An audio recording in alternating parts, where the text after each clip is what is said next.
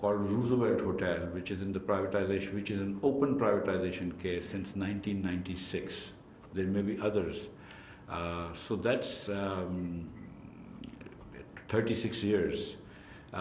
Maybe the government doesn't want to privatize this right now, but it's been, they've been trying to privatize this over the years for the last 36 years and have not succeeded.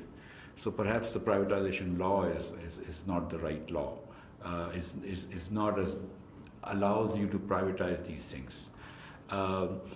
Certainly, I think that the people who work for our state-owned enterprises are good people, very professional people. I've had the occasion of being a director of Pakistan International Airlines, and I thought the management people were really good professional people.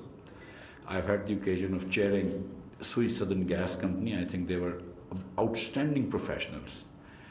So we have to ask ourselves that why is it that a bunch of outstanding professionals, whether in PIA or Sui Gas or Sui Northern Gas or OGDC or whatever, or distribution companies, especially distribution companies, why is it that they are not able to perform? And maybe this is to do with some governance laws. Maybe the way the laws constrict them or restrict them and the way they are governed cause them to not be as efficient as they could be in the private sector.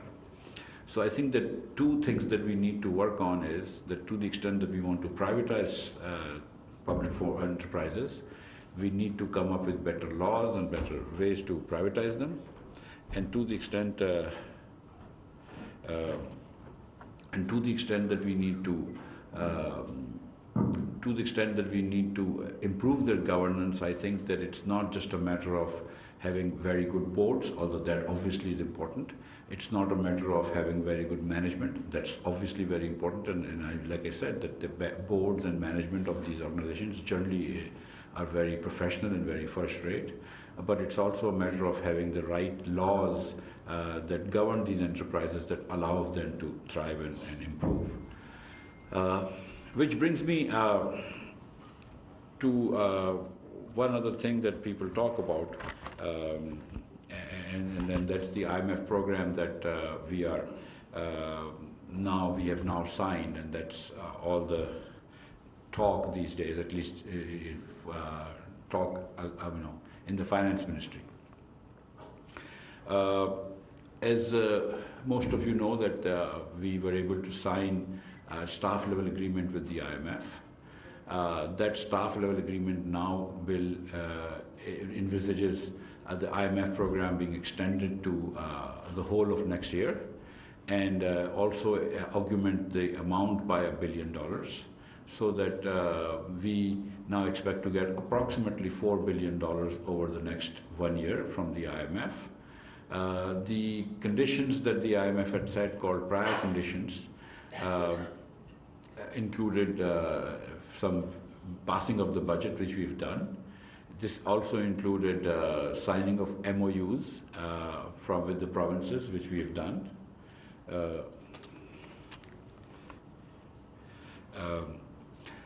Signing of the MOUs, which we have done. That's also included raising of petroleum tariffs, or PDL, Petroleum Development Levy, which we've done in July. And it obviously there's a table, because the petroleum levy is only 5 rupees on diesel and 10 rupees on petrol, and there is no sales tax. And so there is a schedule according to which we will raise it in the future as well. And since power tariffs had not been changed for the last year and a half, so we had to do an annual rebasing of tariffs, which we've also done a couple of days back, and we've rebased the tariffs for July. We've also approved the rebasing of tariffs for August, and we've also approved the rebasing of tariffs for October. So we've said, and I think there was one other prior condition about interest rates and LTFF, long-term financing facility, and EFS, export financing and scheme, and all of those tariffs have also been, all of those rates have also been raised. So we've met the prior conditions by the IMF to be able to get, hopefully, the first tranche whenever their board meeting takes place. Unfortunately, because of the board holidays, the board meeting is in the later part of August, although I would hoping that it would be in the earlier part of August. There's been some talk about corruption laws, and this is why the IMF thing came to my mind, about some anti-corruption laws. And in fact, although it's not a prior action, it is a structural benchmark. I think the IMF did talk about anti-corruption laws, and they've been talking about this since the fifth review, which I think was in 2020. And there were some disagreements, but this time I was very enthusiastic about this, and I actually quickly agreed to this, except that I wanted to add two other things. The benchmark was about forming a team that would do a diagnostic analysis of anti-corruption laws in Pakistan. What I really added, the effectiveness of anti-corruption laws in Pakistan. What I added was two other clauses. One was that not just the effectiveness of the anti-corruption laws, but also whether these laws can or have been used to persecute or victimize your political opponents, because that's also possible. And then third, also, is there a trade-off between efficiency and effectiveness of the government and anti-corruption laws? For instance, Pakistan today is buying very expensive LNG on spot rates, and the previous government was unable to do a long-term deal. And when you ask them, and they've said this on TV many times, that they said that they were scared of anti-corruption laws or NAB laws. So that's a huge cost to the government of Pakistan, because some previous ministers were scared of those laws. So then you have to see what is the effectiveness and what is the advantage of the anti-corruption laws. And inshallah, we will hire, in consultation with the IMF and civil society of Pakistan, we will constitute a commission of some of the best experts from around the world. I hear that New Zealand and Singapore are two of the least corrupt countries in the world, so hopefully we'll get experts from there. We'll get experts from Pakistan, and I told yesterday that I'll get experts from Pakistan Business Council. If there are other civic organizations who want to name experts, I'm more than happy to include and do a comprehensive review, because my feeling is, and this is, I don't have any firm data to back this up, that my feeling is that, even though we've had NAV for now 20-some years, corruption in Pakistan has not gone down. Similarly, we've had these PEPRA rules in Pakistan for 20-some years, but it's not clear to me that Pakistan procures at a much lesser rate compared to the international rates, things, goods and services, compared to what it was doing before the PEPRA rules. So these rules have actually become more of a straitjacket, also an excuse to some people to not work. But these rules have become a straitjacket and not allowing people to work. So that's the anti-corruption part. There is also this part that people talk about friendly countries aiding us, and some people have said that that's a prior condition. I can say that it's not a prior condition. But yes, there is a case that we have a $4 billion financing gap that we have to find during the year, and we will. And as I've said to many people many times, that we are talking to a friendly country about buying Pakistani shares. There is no possibility of us sharing a government-to-government shares on a government-to-government basis. So we are now amending the law appropriately to be able to sell those shares. Even though we've not even started negotiating with that country yet, there's already accusations of, how we're selling the family silver and all that. We're only selling shares of companies which are already traded in the Karachi Stock Exchange. We're only selling a little bit shares of each company, so we're not selling majority stakes or ownership stakes or management stakes. And finally, these shares will be sold on buyback basis.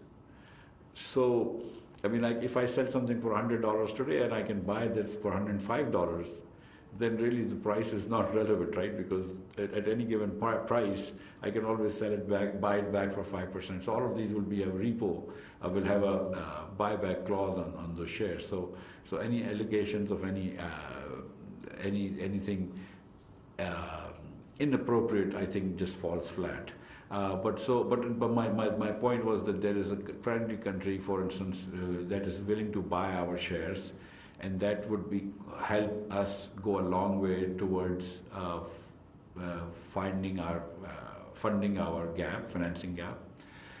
There are other countries who are also willing to buy our power plants, Baloki and Haveli Badshah, the two federal government-owned power plants. that have been on the auction block for some time, but there are friendly countries that are willing to buy. Again, it's very easy to figure out the market price because we already know what tariffs they have, and if you know what tariffs they have, you already know what profits they have, and if you know that, then you can just figure out a price-earning ratio and figure out a fair market price. There are also friendly countries who are talking to us about giving us energy fuels, whether gas or electricity, or whether gas or petrol or diesel or fuel of crude oil on credit, deferred payment. We already have some deferred payment facilities with some countries, and there's talk of enhancing. So I have more than actually $4 billion of financing. So although it is not a prior condition, but even if it were, it's more than met. So the IMF thing is going to happen. The other thing that we've done, and I'm not talking about the fact that we've averted default, because we've done that and it's been talked about and we've not defaulted, and we've averted default now, alhamdulillah, alhamdulillah. But the other thing that we've done is also, when we first came, we put a official ban on a lot of items, which has caused a lot of difficulties to a lot of people. And inshallah ta'ala, within the next couple of weeks, we will try to get rid of those bans.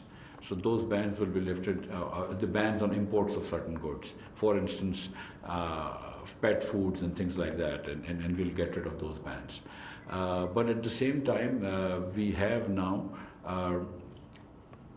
put some prior registration conditions on prior approval conditions or prior information condition on certain other imports of raw materials, etc., and of new machines, and that, along with fuel prices coming down and fuel requirements going down, has really reduced my imports.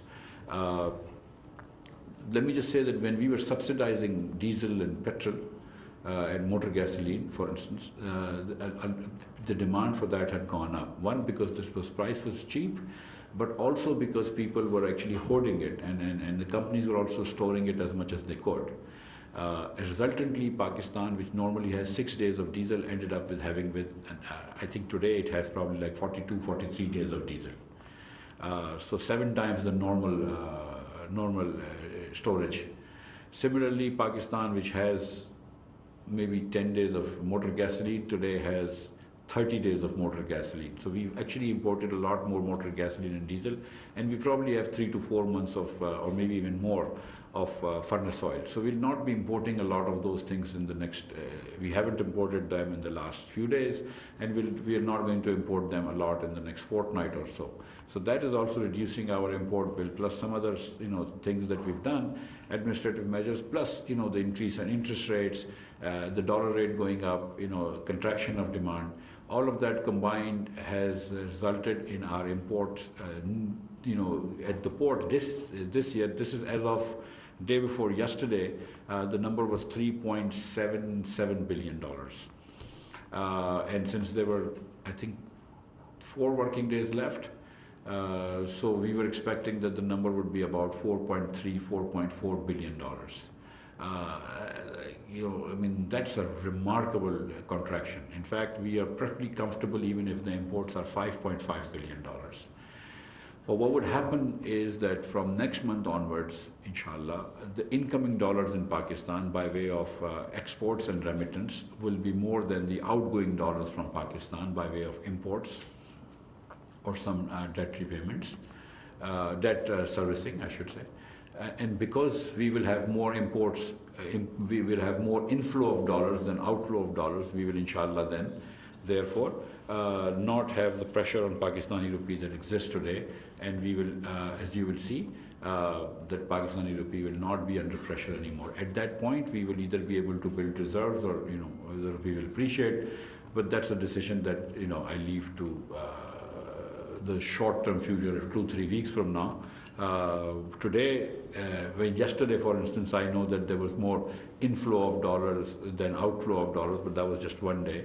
But we've actually controlled the situation quite a bit now, so that imports have really reduced in Pakistan, and inshallah now the export plus remittance, which is and remittance, think of remittance as export of labor, that export of labor and goods now is more in Pakistan than imports. So we have actually turned that corner, and now we become safe. Of course, this is only a temporary measure. I want demand to expand, and I want the economy to grow.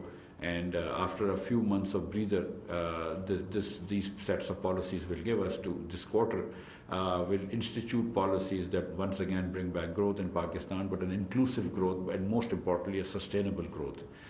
Pakistan has not been able to have sustainable growth. We've seen Pakistan go bust every few years.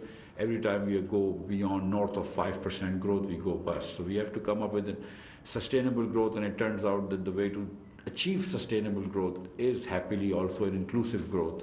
And rather than getting the manufacturing sector, which imports a lot of machineries and then also raw materials, rather than growing the manufacturing sector, if we start growing by farming sector and the urban poor, hopefully.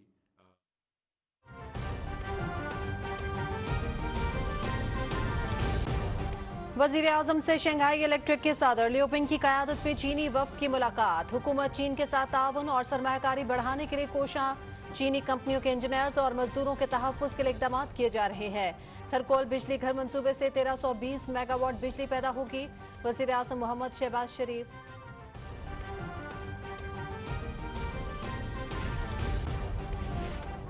गुज़श्ता रोज अदालत उज़्मा का जो फैसला आया और उसके बाद जिस किस्म की गुफ्तगू सुनने को मिल रही है, वकील के तौर पर इस पर अफसुर्दा हूँ। क्या यह हकीकत नहीं है कि हमजा शहबाज 197 वोट लेकर वज़ीर आला पंजाब मुंतखब हुए थे? इसके बाद फैसला आया जो रुकन मुनहरिफ होगा उसका वोट शुमार भी नहीं होगा और डी सीट होगा। ऐसे फैसलों से सियासी अदम इस्तेकाम मजीद बढ़ेगा और महंगाई में इजाफा होगा। वफाकी वज़ीर दाखिला राना सनाउल्लाह की मीडिया से गुफ्तगू।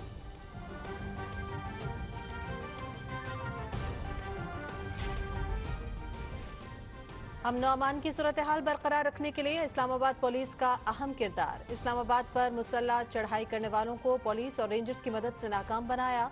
एफसी को एंटी राइट फोर्स का दर्जा देकर पुलिस का हिस्सा बनाया गया है। जवानों को राशन अलाउंस भी दिया जाएगा। शुहदा के लवाहिकीन को 30 जून तक तमाम वाजिबात अदा कर दिए गए। वफाकी वज़ीर दाखिला राना सनाउल्लाह का तकरीब से खिताब।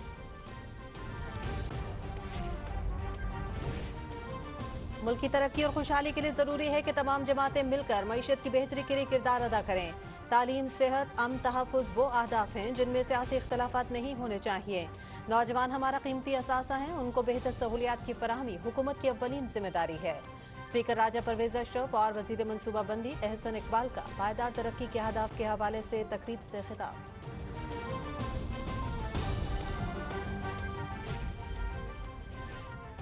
हुकूमत ने सरकारी कंपनियों के लिए नया कानून तैयार किया है। कानून के तहत कंपनियों की कारकर्दगी पर नजर रखने के लिए वजारत खजाना में मॉनिटरिंग यूनिट कायम किया जाएगा। सरकारी कंपनियों के नुकसानात 1 खरब रुपए सालाना से जायद हैं। इनमें इस्लाहात बहुत अहम मौजू है। वजीर खजाना मिफ्ता इस्माइल और वजीर ममलकत खजाना डॉक्टर आयशा गौस पाशा सेमिनार से खिताब।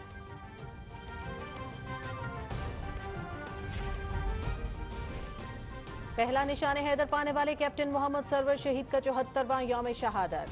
शहीद के मज़ार पर पुरवकार तकरीब। DGS and CT major general Mumtaz Hussain ने आर्मी चीफ की तरफ से यादगार पर फूल चढ़ाए। सदर ममलकत डॉक्टर आरिफ अलवी का कौम के बहादुर सपूत कैप्टन मोहम्मद सरवर शहीद को खिराज अकीदत।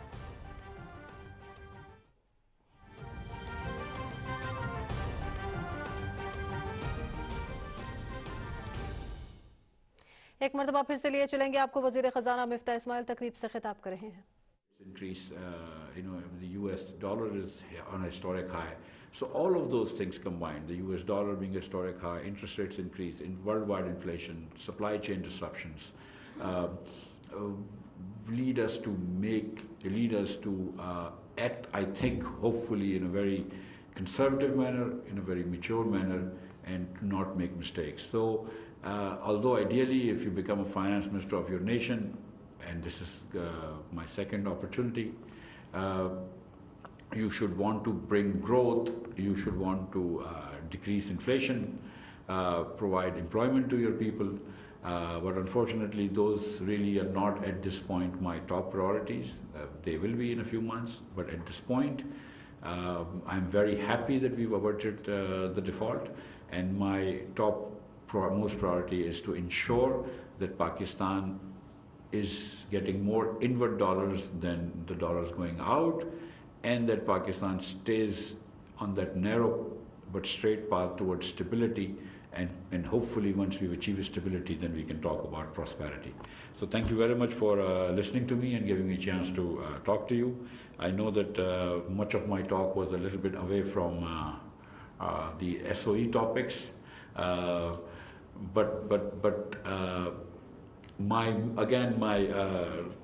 my two messages for SOEs would be that yes, we need to have reforms, but the issue is not the people. The people there are wonderful.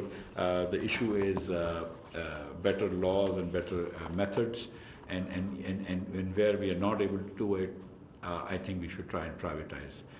And where we can privatize again, and our difficulty in privatization is also due to laws, not due to competence. And if we can improve the privatization laws and how we govern SOEs, I think things will become better. Thank you very much, ladies and gentlemen. गुज़श्ता हुकूमत LNG मुआहदे करने में नाकाम रही। IMF से staff level पर मुआहदा हो गया है। गुज़श्ता 1.5 बरस में बिजली के टैरिफ में तब्दीली नहीं की गई। अब हम मुश्किल वक्त से निकल आए हैं। जल्द दरामदात के मुकाबले में बरामदात बढ़ जाएंगी और बरामदात के बढ़ने से बैरून मुल्क से डॉलर की पाकिस्तान में आमद ज़्यादा हो जाएगी। वज़ीर ख़ज़ाना मिफ्ताह इस्माइल तकरीब से खिताब कर रहे थे। आपने मुलाहिज़ा की। अब तक के लिए इतना ही।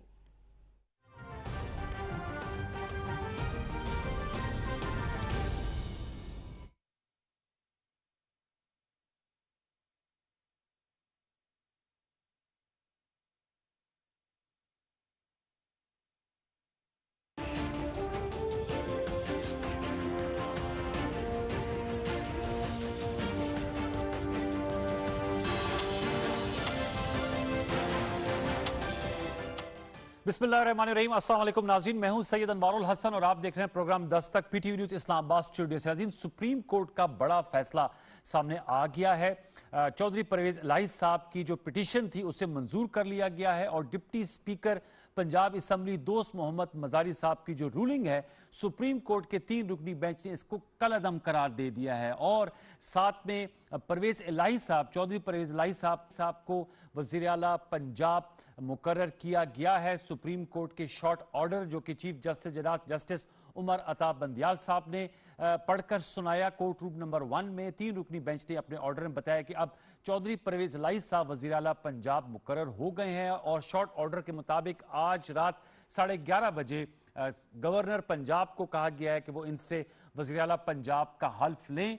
इसके साथ साथ हमजा शहबाज शरीफ साहब अब वज़ीर आला पंजाब नहीं रहे। सुप्रीम कोर्ट ने अपने शॉर्ट ऑर्डर में कहा है कि हमजा शहबाज शरीफ साहब की जो सूबाई काबीना थी वो भी तहलील कर दी गई। एक बड़ा फैसला सामने आया है। आपने देखा कि हुकूमती इत्तेहाद ने आज अदालती कार्रवाई का बायकॉट किया। कल इनकी जानिब से मुतफ़िका मुतालबा किया गया था कि फुल बेंच, सुप्रीम कोर्ट का फुल बेंच जो है इस मुकदमे को सुने, लेकिन इस जो मुतालबा था या जो रिक्वेस्ट थी इसको मुस्तरद कर दिया गया था। और आज जब समाअत हुई उसके बाद दलाइल दिए गए, लेकिन हुकूमत की जानिब से वकील नहीं पेश हुए, इन्होंने माजरत कर ली। उसके बाद समाअत मुकम्मल होने के बाद फैसला महफूज किया गया और अब ये फैसला सामने आया और यकीनन एक बड़ा फैसला इसने जिसपे पंजाब की सियासत में एक बहुत बड़ी तब्दीली पैदा कर दी है। जाहिर सी बात है PMLQ और पाकिस्तान तहरीक इंसाफ के जो ज्वाइंट कैंडिडेट थे चौधरी परवेज इलाही साहब, अब वो वज़ीर आला पंजाब मुकर्रर कर दिए गए। इस पे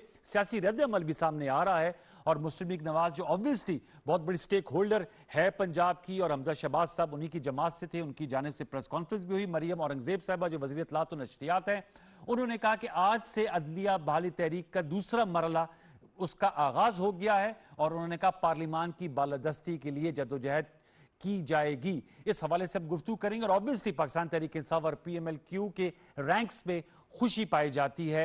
जाहिर सी बात है खैबर पख्तूनख्वा के बाद अब PTI और PMLQ यहाँ कोलिशन पार्टनर है। खैबर पख्तूनख्वा में तो सिंगुलरली उन्हीं की हुकूमत है, उनकी हुकूमत कायम हो गई है। इस हवाले से हम गुफ्तगू करेंगे सुप्रीम कोर्ट के इस बड़े फैसले और इस फैसले के नतीजे में बदलती हुई सियासत, इस पर गुफ्तगू करने के लिए 3 नुमाइंदा शख्सियात इस वक्त स्टूडियो में मेरे साथ शरीक गुफ्तगू, इनका तारुफ हम आपसे करा देते हैं। हम इस्लामाबाद स्टूडियो में ज्वाइन किया है मुस्लिम लीग नवाज से आपका ताल्लुक है, प्राइम मिनिस्टर मोहम्मद शहबाज शरीफ साहब की coordinator on industries and commerce, Rana Ehsan Afzal Khan صاحب نے، بہت شکریہ رانا صاحب کہ آپ نے وقت نکالا، ان کے برابر میں تشریف فرما ہے. سینئر پارلیمنٹیرین ہے سینیٹر بیرامن تنگی صاحب، پیپلز پارٹی سے آپ کا تعلق ہے، آپ کا بہت شکریہ. اور ہماری آج کی تیسری مہمان شخصیت سینیٹر ہمایوں مومن صاحب، پاکستان تحریک انصاف سے آپ کا تعلق ہے، انہوں نے ہمیں جوائن کیا، آپ کا بھی بہت شکریہ سینیٹر ہمایوں مومن صاحب. گفتگو کا آغاز رانا احسان صاحب آپ سے ہی کر لیتے ہیں. نون لیگ کا ریئیکشن تو سامنے آیا ہے اور اس پر کافی سخت ریئیکشن سامنے آ رہا ہے.